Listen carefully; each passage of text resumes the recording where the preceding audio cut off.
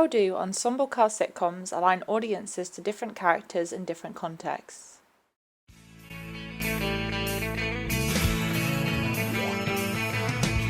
No one told you life was gonna be this way. Your job's a joke, you broke, your love life's the old way. I'll be there for you, 'cause I'm there for you. In this essay, I will explore character engagement in several US ensemble cast sitcoms and their characters. I'll be looking at Friends and How I Met Your Mother, about two groups of friends navigating life, careers, and relationships in the big city, as well as The Office, US series, and Parks and Recreation, two workplace comedies shot in a mockumentary style. Character engagement is claimed to be understood in three stages: recognition, alignment, and allegiance. The role of identification in this is heavily debated because of its broadness, and the use of point of view is contemplated. How do we place ourselves in the shoes of characters, and to what intensity do we feel their emotions, if at all? In ensemble cast television, multiple intricate plot lines take place in parallel, and they often intertwine. This allows for more narrative freedom. However, it can lack a clear focus, and shows like these frequently use commonalities, such as a fixed setting, to link characters together, as no main character is in place to do so. With no main character, it poses the question: who, if anyone, are we aligned to? Despite this, some ensemble cast sitcoms continue to put forward a protagonist through a manner of techniques, even if the character in question is unlikable.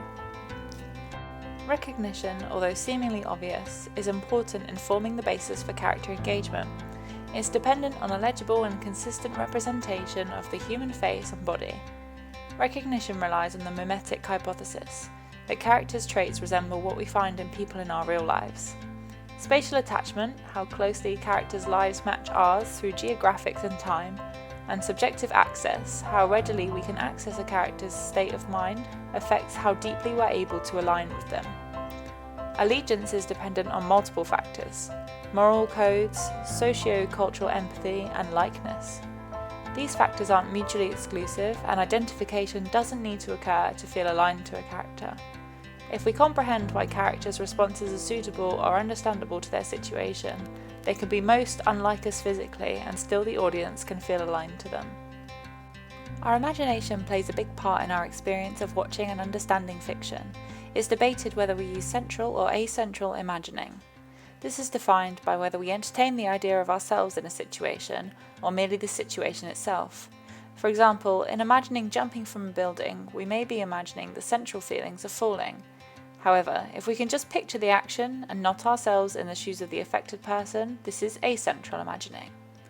Quasi-emotions are parallel and felt by an audience dependent on a character's emotions through central imagining. It's been argued that we use acentral imagining instead, and form our own emotional response towards characters that is calculated and internally evaluated based on their perceived emotions. Multiple identification is another notion being developed by psychoanalysts, where a spectator is not fixed to a single character and instead shifts their focus of identification throughout the piece, as sometimes it's argued that knowing both sides of the story reaches us to full narrative potential. My case studies are live-action television shows starring human characters, therefore the initial process of recognition is simple. They dress as everyday people and fit in with the fashion trends of their eras. This process may become more difficult as time passes and their costumes become outdated. However, fashion trends tend to cycle back, and trends seen throughout Friends have come back in 2021. In Friends, Rachel, unlike the 5 other characters, begins the show by running away from her unfulfilling, privileged life and entering the already established group of friends. Many concepts are new to Rachel, especially in starting her career from scratch and making her own living. And she's often very expressive, with facial expressions and her gestures initiating mimicry in the audience. Friends can be considered to have a rotating protagonist, as each character has a day in the limelight from time to time. Examples of this can be observed through how the episodes are titled. You threw my sandwich away.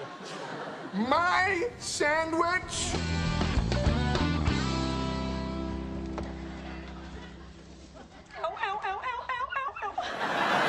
It's no big deal. No, Chandler was just kissing me because he thought I was Mary Angela. What?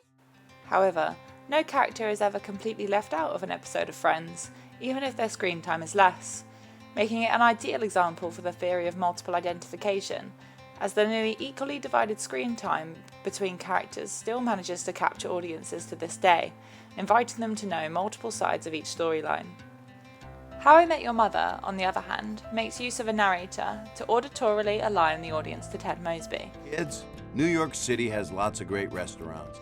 The show also utilised the point of view shot when Ted is talking to his children to establish the audience in his point of view throughout the series. Even though Ted has the most screen time, the other characters are not far behind, and Ted is still arguably who the audience is encouraged to align to, even if we don't agree with his actions. Centred around Ted's quest to find the mother, he dates in New York to the point of annoyance.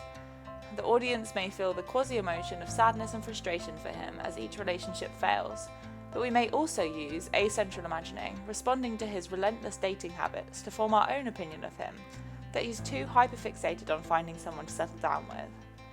Although the characters in these two sitcoms are based in a New York setting, spatial attachment is only enhanced by the experience of being in your young adulthood and finding your feet in the world, a commonly recognised experience by a Western audience.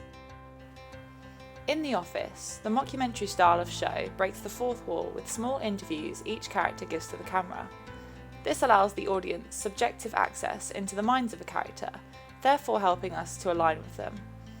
Michael Scott's character is an unlikable one at times, and can often be confusing to an audience as we cannot understand or justify his strange actions, making aligning to him difficult.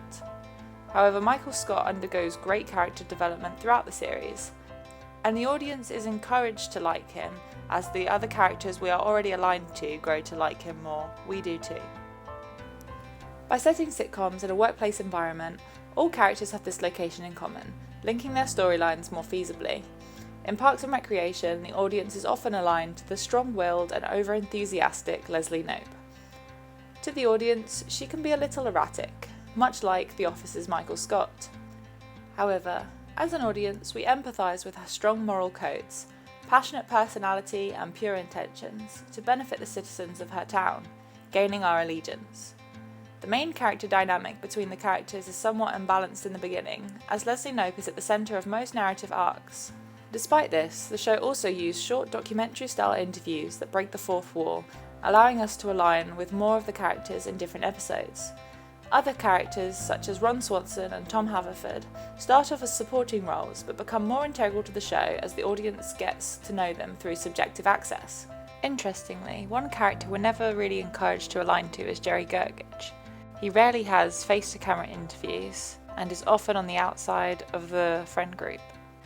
I think the balance of Andy's immaturity, Donna's self-confidence and Ron's seriousness makes the show appealing to a wide range of people, as they all show different aspects of personality but balance each other out so well.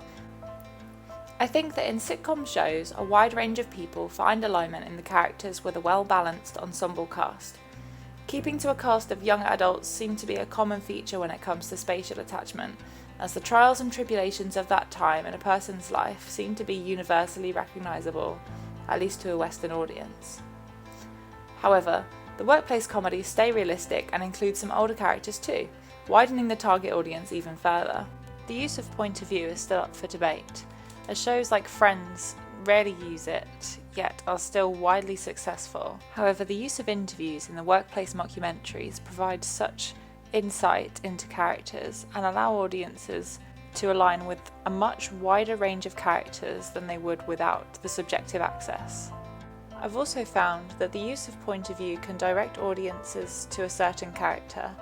However, they can easily reject this character's point of view if it does not align with them. The mockumentary-style sitcoms gain the audience subjective access so well that given the type of people are recognisable as everyday folk, we can align to many types of characters in this situation.